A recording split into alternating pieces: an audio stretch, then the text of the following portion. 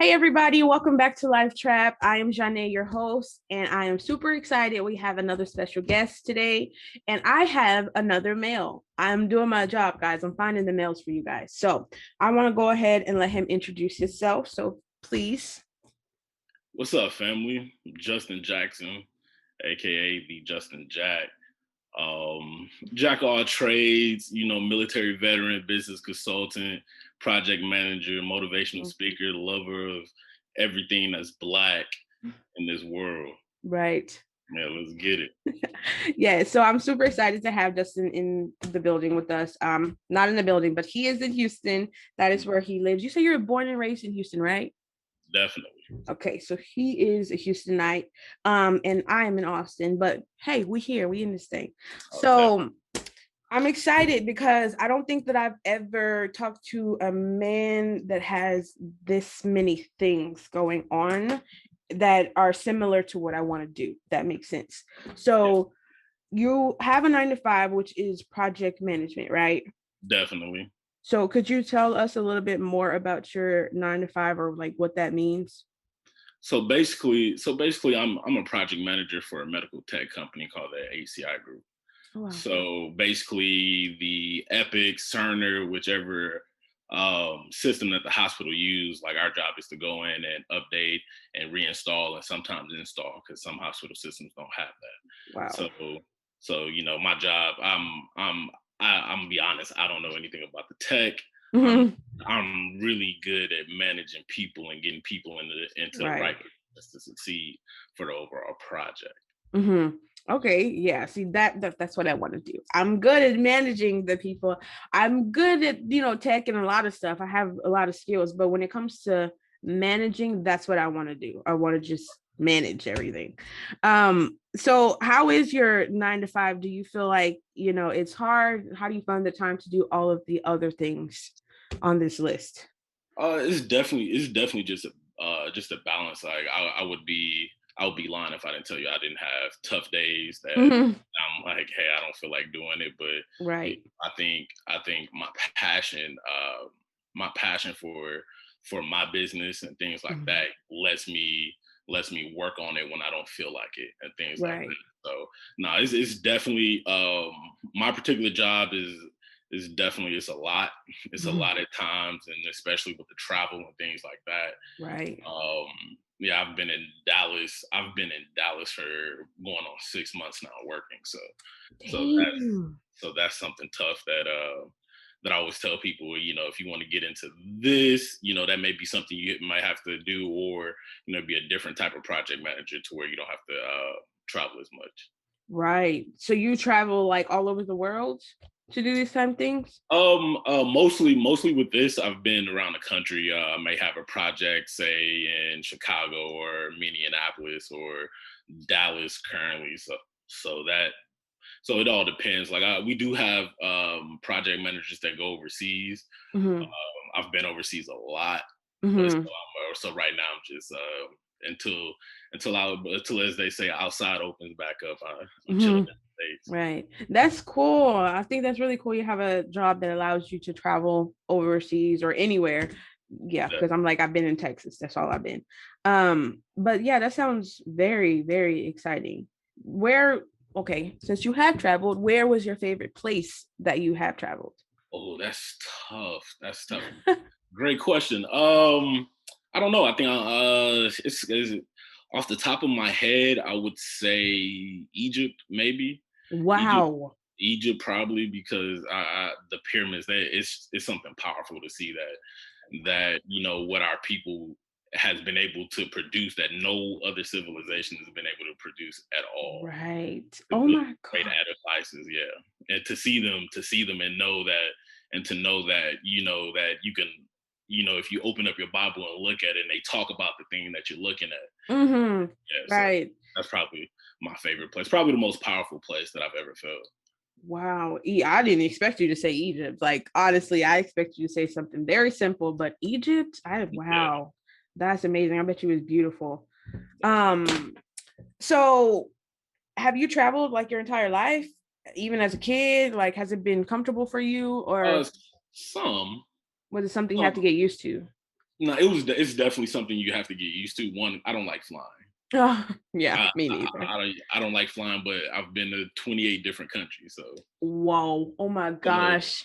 I definitely I've definitely had to fly a lot. I think it's something to get used to. I think at first you're nervous, especially going. I think my very first out of the country experience was Germany.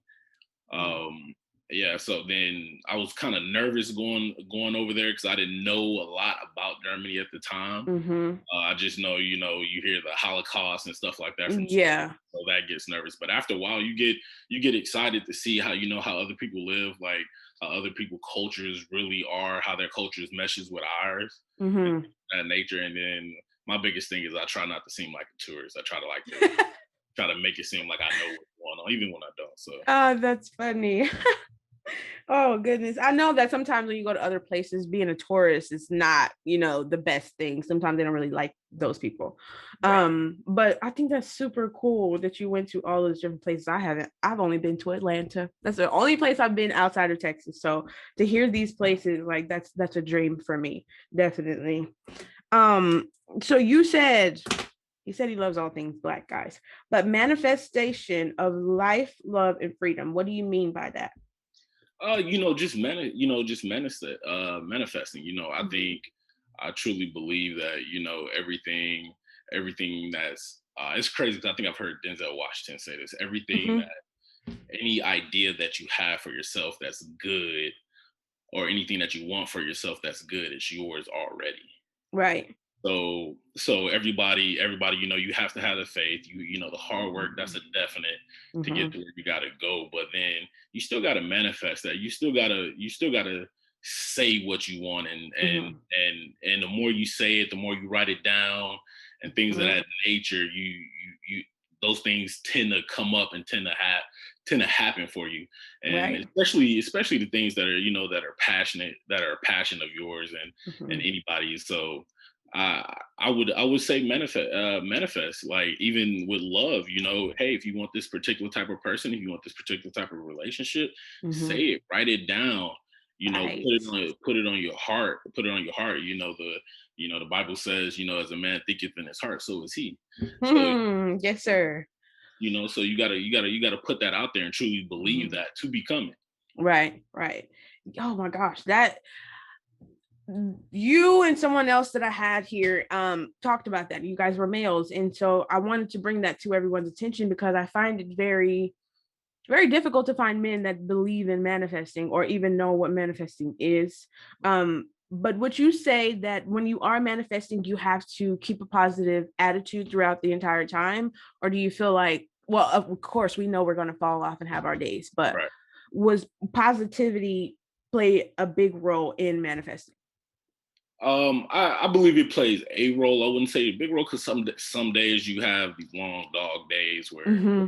and then you have those these Murphy Law days where what could go wrong does go wrong, and Right. it doesn't seem like it's a bright spot. But I Mhm. think I think the positivity is one, but I think just a overall just manifestation is if you say, okay, hey, this is my goal, no matter what the day is, I'm going to try to get to that goal no matter what. And some days you lose, some days you have losses, some days or Mhm. wins. But I think the positivity along with the fight, and sometimes the fight is not too positive. Yes, yes, that's good because a lot of people don't understand the fight part of it. They just feel like, oh, I'm just gonna go and everything's gonna be fine and I'll just stay positive and it'll work out.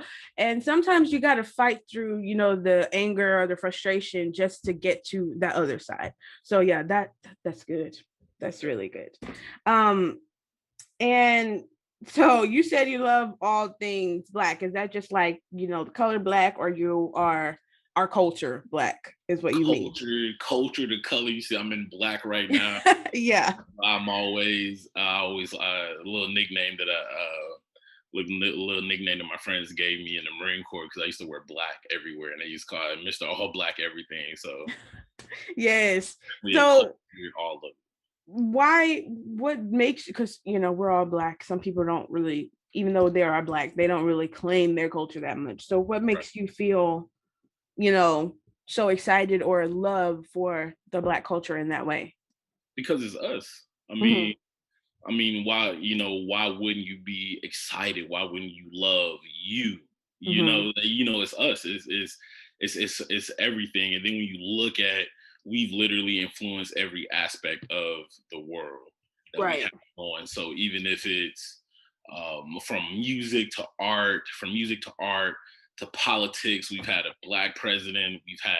We have a Black woman as a vice president. I think that's Yes, we do. awesome. Hmm. We have way more creatives that are getting a lot more opportunities, even though I don't think it's still a fair shot just yet. But Right. we're climbing that ladder, and we're climbing the ladders of everything right now. So Yes. I'm definitely excited. I'm excited for the newer generation. The I forgot what they're called, the newer generation that are coming up. Like Mm. my brothers are part of that 19, 20 year olds, because they're getting it. Yes. I think they're out there. They're gonna be the ones. Yes. They're really gonna be the ones. And I'm even excited for the older generation, as as they're going through their process of maturation, and the things that they're gonna pass down to our generation, and we're passed down to the next generation. That's all really exciting for me. See, and that's what I wanted to ask you next, because I feel a lot of the generational things that were taught back then were kind of lost within a couple of generations. Right. So my thing is, do you feel like old generation teaching shouldn't have been lost? Because some things I felt like they should keep to themselves. And then some things I felt like, like the provider part of it or the safety part of it, those things Right. should have been brought down, but I don't feel like they are. What do you feel? I definitely feel where you're coming from. I Mhm. feel that it all should have been. I think it all should have been taught. And I think, as we go along, and as we develop as more as a society and as a culture and stuff like that, then we like, okay, hey, we like this, we don't like this. Okay, Right. take this, we're gonna take this.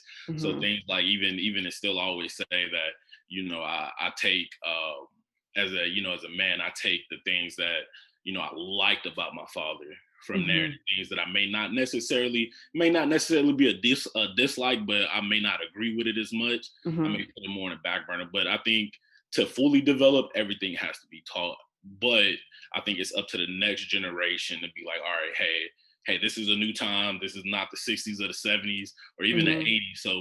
So that particular strategy doesn't work for us, and we have Right. to develop our own and things like that. I think that's how we progress. Yes, yes. Hopefully, you guys are taking home these keys, because I know some of y'all just took everything that your mom and dad taught you and just used it on your child, even though some of those things you hated when you were younger. So it's about being mindful of these things and aware of yourself, aware of, your surroundings or even your culture or what's going on, because yeah, there's a lot going on and a lot that happened in the past, but in order for us to progress, we have to, like you said, take what was good and leave the other things behind. Yeah, these are good messages for you guys, because yeah, I feel like y'all need them. Y'all just need them in general. My my big thing. Okay, so you're a man, so you can tell me about this. So we're gonna start with J. Cole, because you told me that he is your favorite artist. So Maine is the man. yeah, J. Cole is, I don't even know, it's like from out of this world. I don't know where he came from, but he is amazing. So this last album, Off Season, have you heard it? Definitely. He's like, of course. Definitely. Yeah. So what was your favorite song on there? My favorite song would either probably is a mixture between Amari and My Life. Wow, that is completely different from mine is the Off Season. I mean the 100 mil, and then what is the other one? Pride is the Devil. That is my favorite. Yeah. I And like that's Pride. so crazy. Yes, that I really song jams. But that's what I wanted to talk about, because I feel like he made that song for young men to know, like, y'all need to chill out. Please chill out. And do you feel like Pride is the Devil is true? definitely. He's always, but if you go back historically, Cole's always Hmm. spoken to the young Black men. Even if you go back, even if you go back to Born Center when he's Mm-hmm. crooked, you know, 'cause, you know, I keep the twisted grill just to show the kids it's real. Right. You know, it's like, Every yeah, line you is know, I'm still insane. me. At the end of the day, he has Mm-hmm. millions and stuff like that. He has, you know, he does that. I think this album and this album, I think he just got back to. I think he just got back to, you know, wanting to talk more. Like Right. I think the last couple albums, you know, it's been with everything's going on in the world, it's been um more culture based and more, Mm-hmm. you know, more about the struggle of what's going on. I think this album he got back to like, hey, like even though everything is going on, you still got to remember who you are and Yes. you placed here for. So I definitely like Pride is the Devil.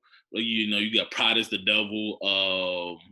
Um, GOMD. Mm-hmm. Really, he taught. He I love that song so yeah, much. you know, he's talking about that, you know, going out because we all have those times at times where we want to better ourselves and we go off and we might have to leave the current situation that we're in and go off somewhere, and then when Mm-hmm. we come back, that welcoming is not as warm.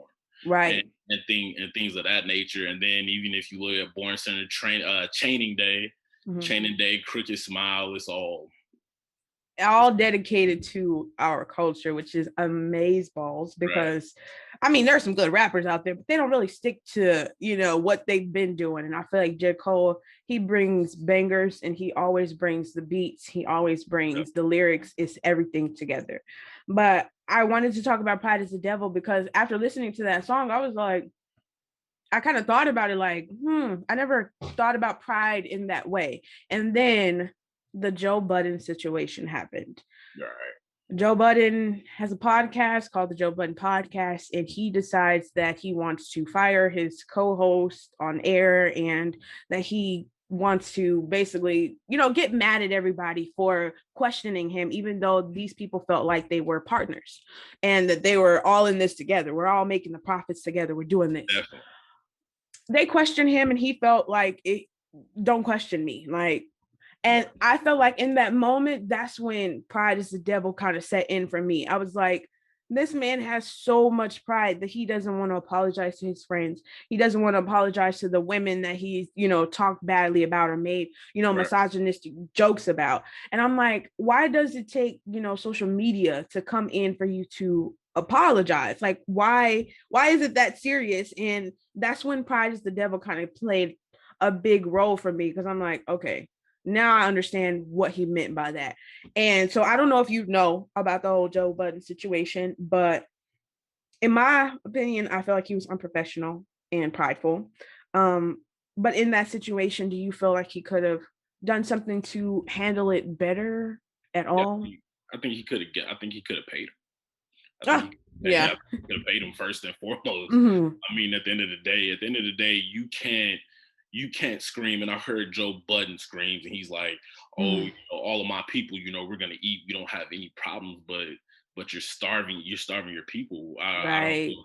I don't. I mean, I want to. I mean, off the top of my head, I would say it's for a personal gain, but I don't know his Mm-hmm. mindset. But at the very end of the day, is not only okay they're your co-hosts, but not only but y'all are friends. They hang out. Mm-hmm. They do certain things, and my thing is you're willing to tank everything Mm.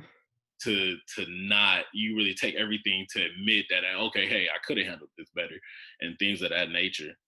And After the fact, like what? right, That right, he's willing to let it all go for it. yes. So then at that point, I think at this point for me, I think I'm probably done with Joe Budden. I can't rock with anybody. You know, Me too.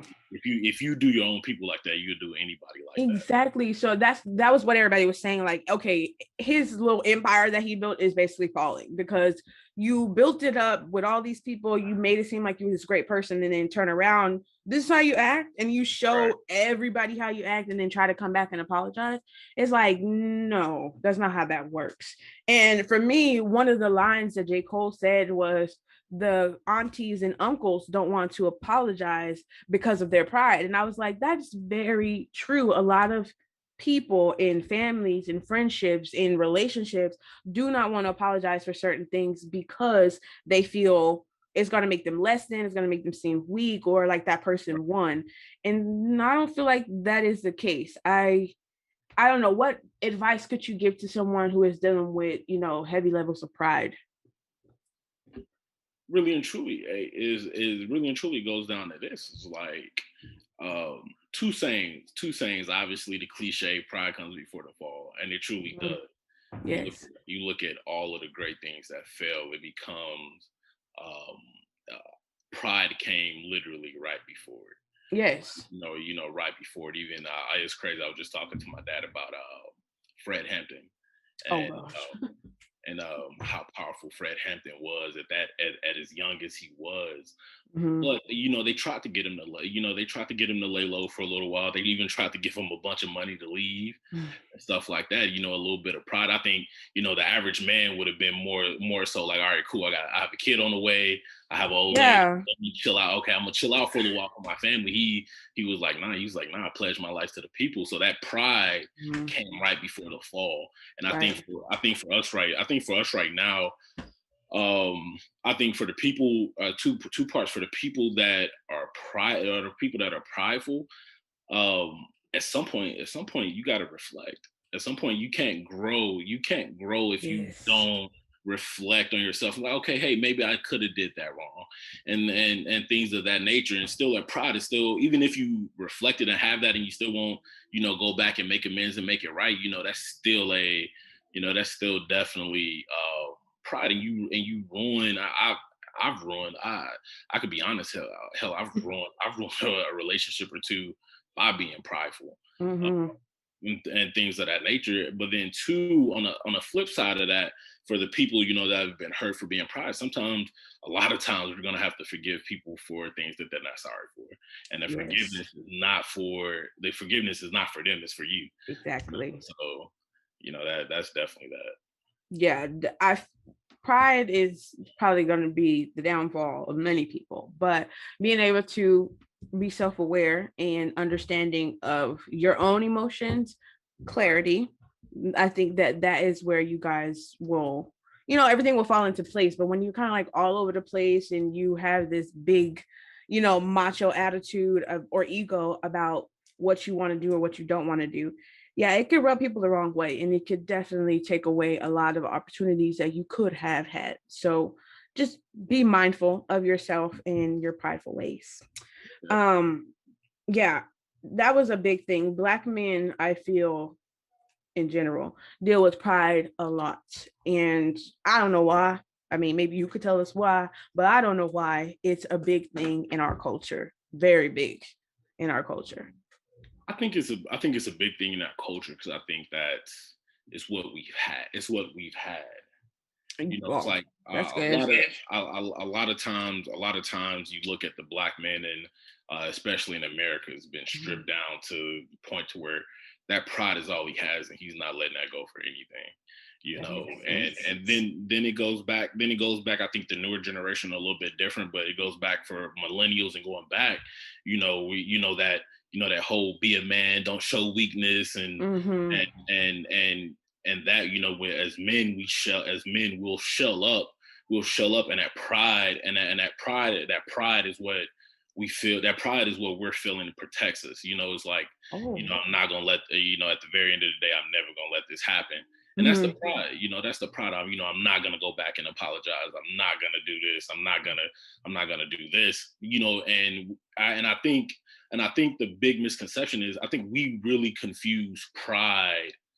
I really we confuse pride with strength, and that's not the case. We'll be pride to the point to where we feel like we're being strong, and in turn we're really hurting other people. And then true strength, I always said, never hurts. It doesn't hurt a soul. Right. So I think definitely, I think once we get out of that, using pride as a strength, and truly taking our pride and turn it into being proud of something. Mm-hmm. Take the pride and turn it to be proud of how far you've come. You Right. know, and that used to be, and it used to be me. I used to be really prideful. I didn't want to say anything. If it hurt, I didn't care. I wasn't gonna let it be known, shown, or whatever. But I had to, as I've grown, I've had to turn that pride into me being proud of how far I've come emotionally and mentally.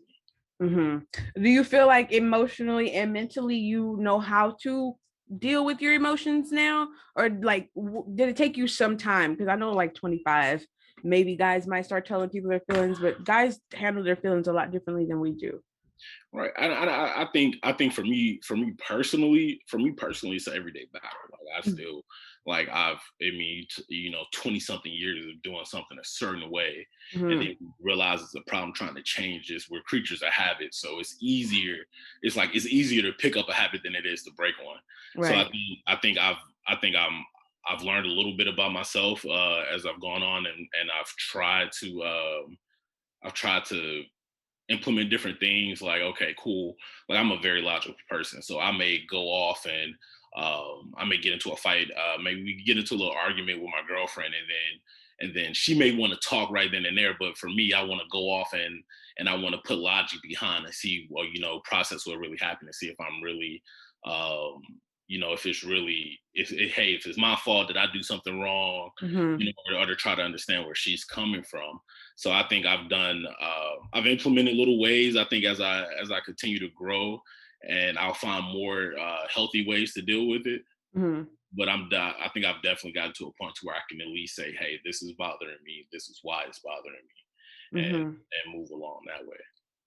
I feel that's a lot of men when it comes to getting into an argument or anything. They're just like, okay, hold on, pause. Let me go somewhere real fast and then I'll come back. And for a women, it's like, we can't handle being away from you for that amount of seconds and dealing with our own thoughts, because then we create these other thoughts and these other things that we possibly feel or might be going on, even though none of that is true.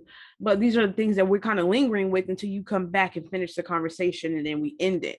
But yeah, pride can be a very, very big thing. I feel like communication is key to all relationships, no matter if it's friends, relation with a woman, man, whoever. It's very, very important that you communicate, because otherwise, I don't know, I just feel like you guys are just there. You're not talking, there's no point. Like, you're just there. Um, and because your girlfriend does, the clarity coaching, do you feel, because I know you guys are both, really smart, so are you guys kind of bouncing off of each other ideas, or information or wisdom that you guys might need? Definitely. I think definitely that. I think we have two totally different aspects of upbringing, and Oh. and I think that, along with what we've learned, and the formal education and the life education, Hmm. and the growth between that, of course, I think she helps me in a lot of ways, Hmm. especially on the clarity side, and really taking the time for myself, Hmm. and vice versa. I mean, even on the business side, and even in life, like we it's definitely, I think it's definitely a iron sharpens iron. Right. Uh, going. So within you guys' relationship, because I know that, well, I feel that with Black women, trust is very hard to do. Do within y'all's relationship, is trust easy to come by, or did you guys have to like work at it? It's definitely something that has to be worked on. I Hmm. think people are different. Like you have certain people that they'll trust you until you give them a reason not to trust you. Right. I was slightly different. I'm more so like, I'm kind of standoffish until I feel that you give Hmm. to trust you, and stuff Right. like that. So it definitely had to be built, and Hmm. it's definitely still building. It's definitely still Hmm. working on. It's still working on as we continue to learn each other and learn who we are becoming as as people, and what our relationship is getting to. I think Right. every step we go, it unlocks a new level of trust. Oh, that's good. That way that you guys kind of understand that trust and just, that automatic faith in that person doesn't just come off the bat. You got to work at that, and it's something that you actually have to fight for, because sometimes people be like, "Oh, I trust you," and this person does like one simple thing, you're like, "Okay, I don't trust you no more." It's like, come on. Right. So just be mindful about who you trust and the trust that you are giving them, and believe people for who they are. Please stop trying to make people something else or make them feel like they should be something else. Just believe them for who they are. Okay. Just And it do takes that. time. And it takes time. Like that didn't Mhm. happen overnight. And Yes. and it's different processes. It's like 10 years down the road, 10 years down the road, one of us could be on the brink of another change. Right. So we'll slightly become somebody just a little different. So then that trust has to has to still, like, almost in a word, update again. Yes. Like it's like, okay, cool. Now I gotta trust this person that you're becoming. And Right. now you have to trust me with being this person that you became. Right. And that's kind of hard sometimes, because I had this conversation with my boyfriend. It's like things change and things happen, so you got to kind of evolve with those things. Otherwise, you get to choose. You evolve or you stay behind. That's all you get to choose. Right. And yeah, that's why I say fighting for it, because yeah, either you're going to make a decision to go or you're just going to stay behind, and that's all up to you. So Right. that's how that works. But I want to get to the main point of you. Are you becoming a motivational speaker, or is that something that you already been doing? It's something I've been doing. So I'm an open book. I've had a teenage years, running the streets from time to time, Mhm. doing stupid stuff and things like that. I've actually, I was homeless for a little while and things like that. So then as a teenager, so then I go off to the Marine Corps, and then I come home to visit my aunt one day. My aunt is working at this time. She's working for it's not a jail, but it's a detention home, Mhm. for juvenile. So she's like, hey, you've been through a lot of what these kids are going through. You could come talk to them. Mhm. And I think at this time I'm 20. I think I'm like 20 years old, Wow. and yeah. So I walk in and I speak to the young men in the morning and young ladies in the afternoon, and I just fell in love with it. I was like, nah, this is the end goal for me. So Mhm. then get out of the Marine Corps and things like that, come back to Houston, and now I'm trying to do it. Now I'm trying to do it. Then reality kicks in. It's like, hey, these big motivational speakers that you see, and they've had X amount of years in the game. So I used Mhm. to walk around. I used to have to go around and beg to do it for free. I was like, hey, Right. I'll do it for free. Like, just let me speak. I just want to be heard. Just let me speak. And then finally, word of mouth got to it, and I got a call. And I've had a couple paying. I've had a little bit more than a couple paying gigs. I had to Yes. stop that for a second, but then yeah. I've done it. I've done it. I'm always open to do it. Mhm. So yeah. How long have you been doing it? Since July of 2012. Wow, that's a long time. Yeah, I'm over here. off and on though, so it's not like something that's been really constant. Because I've had times where I've stepped back away from it to handle life things and things of Mhm. that nature. So, but definitely that research, and I think, uh, Mhm. I mean, I have my favorites that I listen to, but That's so. Would you ever want to do like a TED talk ever in life if they ever came about? oh yeah, most definitely. I love TED Uh, talks. They're Yeah, super most awesome. definitely. I think just with that, I think for me, I just want to be authentically me. Mhm. I know a lot of motivational speakers that they get bogged down into being who their initial story led Right. people to fall in love with, and then so you don't really see the growth in them. But Mhm. I gotta be for me, I have to be authentically me. Mhm. I'm about to say I might, I'm gonna tell it, I'm gonna tell it like it is. I'm gonna speak from the heart. I might Right. cuss a little bit. So So do you have any goals as far as motivational speaking, or are you focused on one of these particular jobs right now? my goal in motivational speaking is to one, do it full time, and Mhm. to be the biggest motivational speaker in the world. Yeah. And to three is to hopefully spark a mind in somebody that'll do something that better change the world. So Right, right. That is super cool. before we go, I want to ask you this.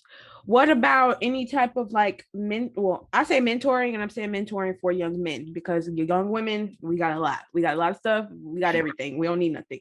But young men, I feel like they don't really have anything. So would you be open? It doesn't have to be like 10 people, but like what about 2 people or 3 people, young men, to kind of motivate them to get to reach a goal?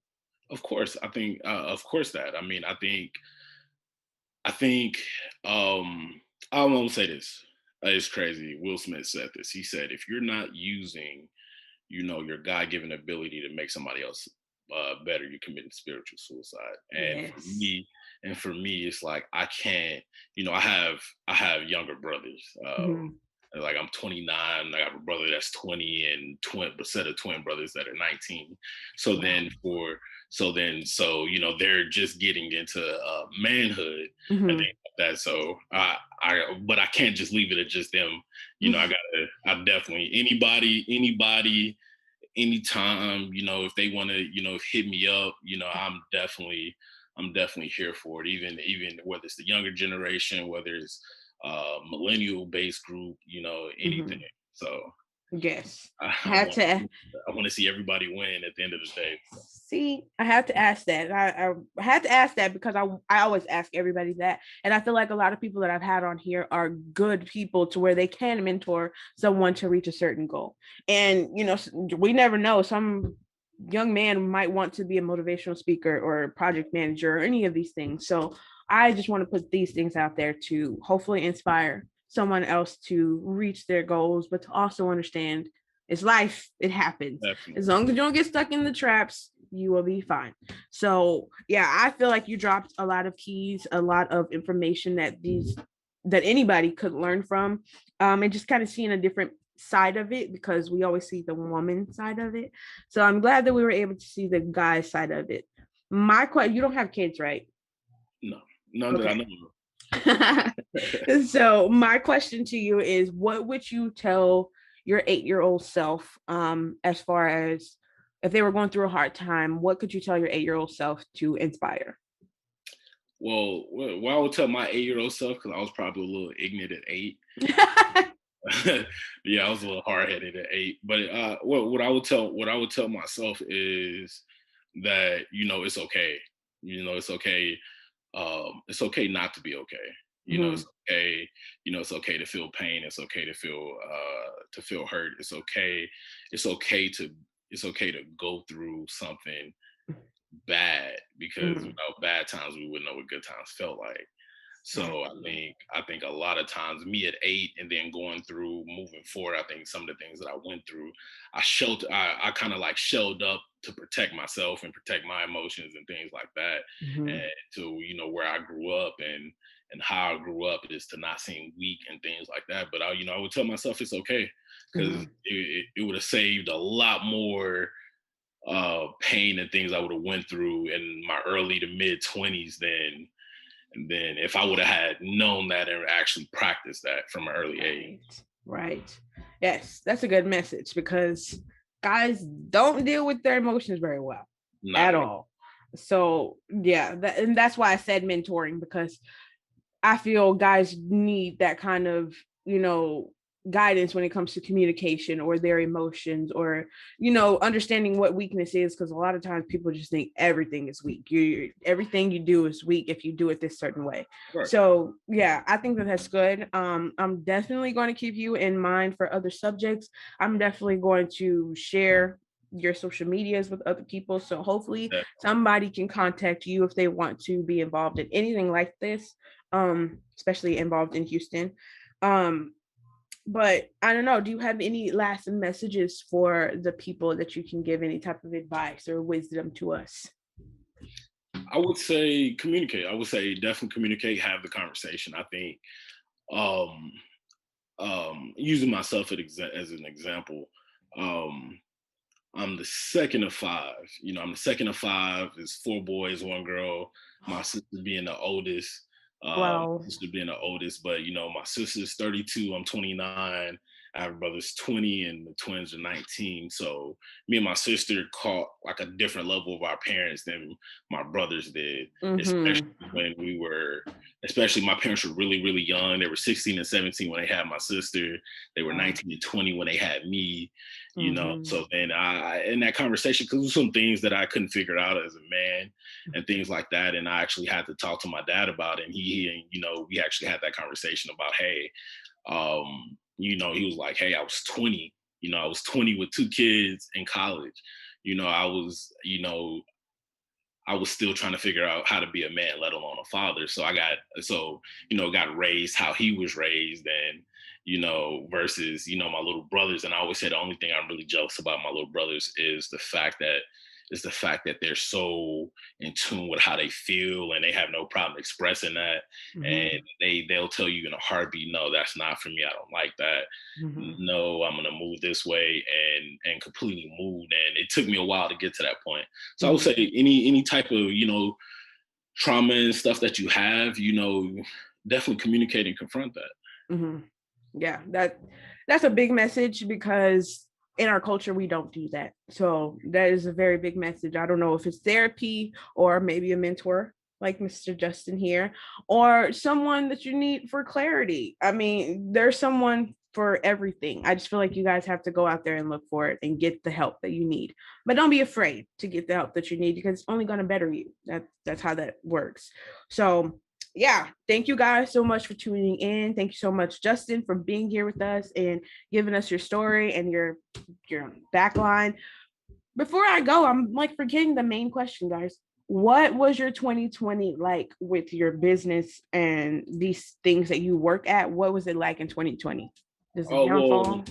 well, project managing it was slow because we work in hospital systems, Mm-hmm. so that pulls back a little bit. But business wise, as a business consultant, brand builder, and things like that, it honestly went up because 2020 was the year that everybody decided that they wanted to start their own business and things like Mm-hmm. that. So then it's like, hey, what do I need here? How do I do this and stuff like that? And Mm-hmm. so my business was able to survive and actually turn some profit last year. Good. That is very good. So, in your business consulting, do you have like a website or something for them? It's currently being worked on. I think Okay. I've had a couple bad shakes with web developers and building a website. I So know. definitely, so I've been letting. So now I'm working on building my own. Mm-hmm. But I've been so far for me, I've been without any social media for it or any Mm-hmm. website for it. I've been word of mouth, and Okay. I've just been pretty much, hey, letting them talk to me and getting a feel for me. Because at the end of the day, everybody with business is like, when you do a personal business, like a one-on-one type Mm-hmm. thing, or, where you actually have to talk to somebody, the biggest thing that I would say is they got to believe in you. So Yes. they got to believe in you before they believe in your business. So them believing in you, because at the end of the day, what being a business consultant is, you're trusting me to make you more money. And if Mm-hmm. this is how you feel, if this is how you feed your family, and it's not just a side hustle for you, this is how you feed your family, or if it is a side hustle that you want to turn into a main thing, you're definitely serious. So you have to. So for me, I have to, I pretty much have to sell myself before I sell what I can do. So, Right. So, do they get like a free consult or anything for the first time? oh yeah, most definitely, Okay. Yes, most because I just want definitely. to tell the people Yeah. what he got Yeah, here. tell people, yeah, definitely that. I mean, first consult, I'll definitely look over in the first, and the first 30-minute conversation is completely free. Mm-hmm. Completely free. I mean, any one of my socials, Mm-hmm. I definitely. I'm definitely responding to all right now. Okay.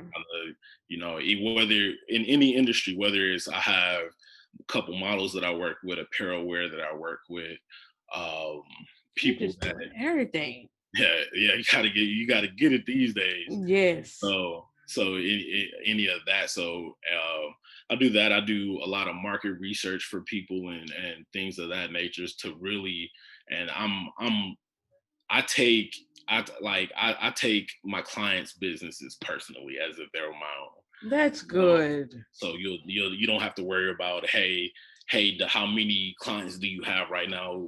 Regardless of the matter is, when I'm talking to you, you're the only one that matters at that time.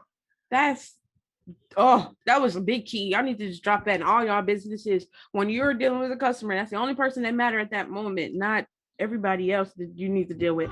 Oh my God, that is such a big thing. I deal with that as a customer and it bothers me. So yeah.